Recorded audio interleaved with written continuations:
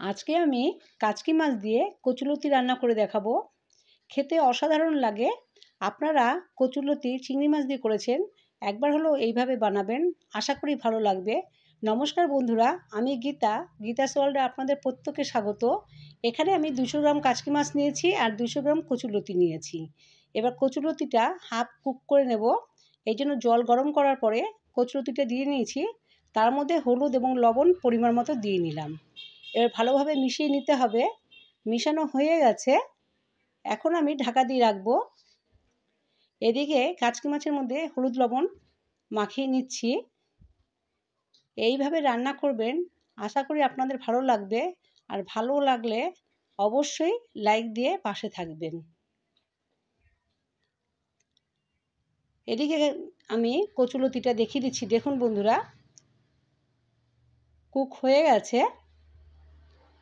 আর বাকিটা যখন আমি রান্না করব তখন হয়ে যাবে। এখন আমি এটা ছিদ্রযুক্ত থালার মধ্যে নামিয়ে নিলাম, জলটা ঝরিয়ে নেব। এদিকে কড়াই গরম করে তার মধ্যে আমি সাদা তেল 4 চামচ দিয়ে নিলাম।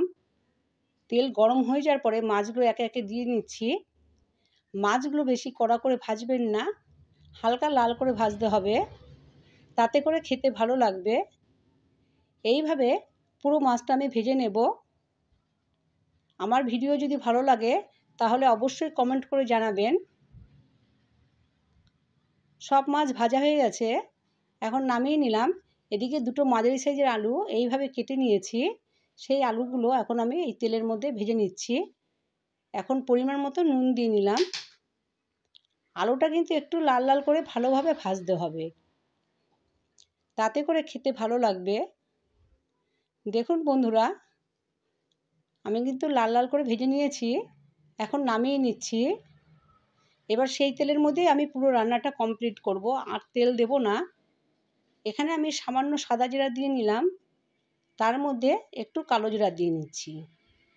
এখানে শুকনো লঙ্কা দেবেন না, তাতে করে খেতে ভালো লাগবে না। এখন আমি একটা মাঝারি সাইজের পেঁয়াজ কুচো দিয়ে দিচ্ছি, দিয়ে একটু লাল করে ভেজে নেব। এখন আমি টমেটো কুচো দিয়ে দিলাম। একটা বড় সাইজের টমেটো এইভাবে কেটে নিয়েছিলাম, সেটাই দিয়ে নিয়েছি। এইবার টমেটোটা যাতে মজে যায় তার জন্য একটু নুন দিয়েছিলাম। মজে যাওয়ার পরে আমি একে একে মশলা অ্যাড করছি। জিরার গুঁড়ো দিয়েছি, ধনিয়ার গুঁড়ো দিয়েছি, কাঁচা লঙ্কা, আদা, রসুন বাটা দিয়েছি, হলুদ দিলাম, কাশ্মীরি লঙ্কার গুঁড়ো দিলাম।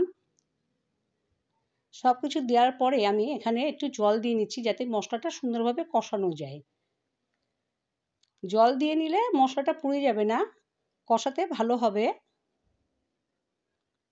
এইভাবে আমি কষিয়ে নিচ্ছি। 2 মিনিটের মতন ভালোভাবে কষিয়ে নিয়েছি।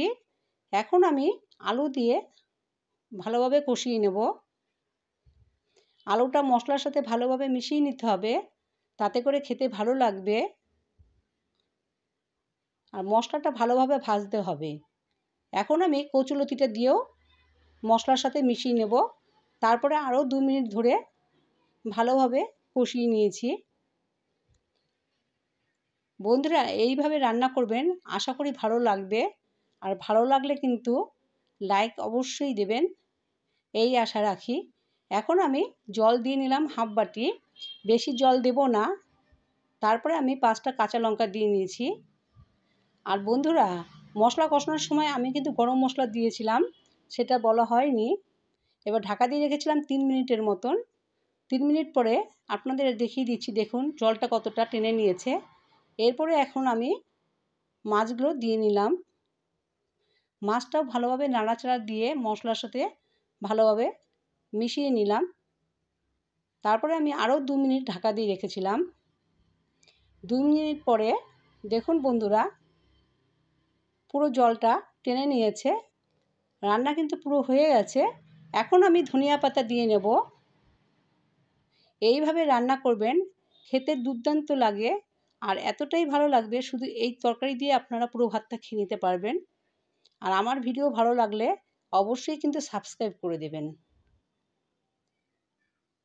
দেখুন দেখতে কত সুন্দর লাগছে, খেতে কিন্তু দারুণ লাগবে। এই রকম ভিডিও আপনাদের আমি দেব। আর আপনারা কীরকম ভিডিও দেখতে চান অবশ্যই কমেন্ট করে জানাবেন। আজ এই অবধি বন্ধুরা, আবার নতুন ভিডিও নিয়ে দেখা হবে।